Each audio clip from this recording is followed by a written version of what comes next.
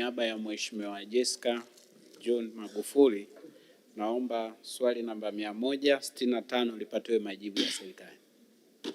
Majibu ya swali hilo, Mheshimiwa Waziri.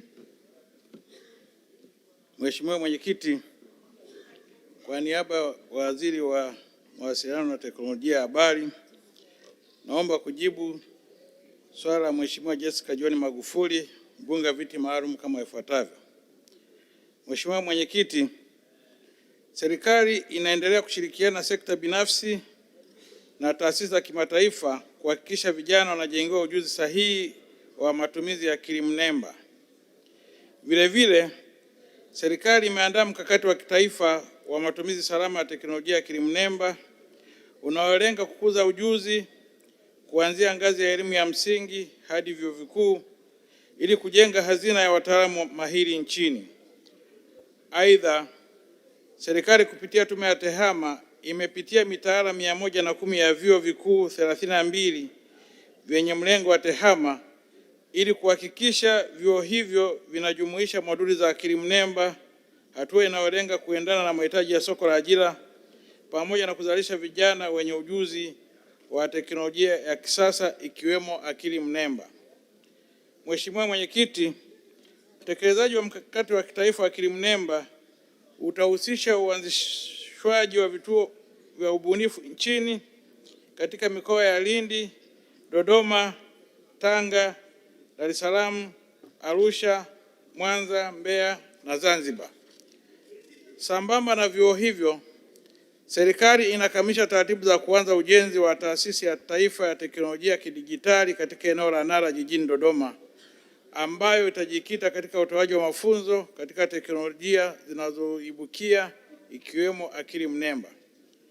Mheshimiwa Mwenyekiti, serikali itaendelea kuweka mazingira wezeshi yatakayochochea ubunifu, kuimarisha ushindani wa kimataifa na kuhakikisha manufaa ya teknolojia ya akili mnemba na teknolojia nyingine zinawafikia wananchi wote kwa maendeleo jumuishi na endelevu.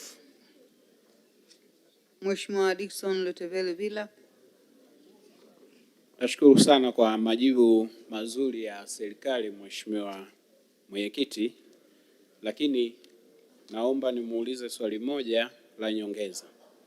Kwa kuwa teknolojia hii ya AI ndio inayoongoza dunia kwa sasa, na mara nyingi fursa kama hizi zinawapata tu vijana wa mjini. Je, Mheshimiwa Waziri, uko tayari kuhakikisha kwamba teknolojia hii mnazunguka hasa vijijini ikiwemo maeneo ya mikoani kama Mafinga kwa ajili ya kuwafundisha vijana wote ili waweze kupata fursa hii?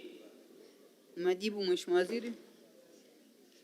Nashukuru Mheshimiwa Mwenyekiti.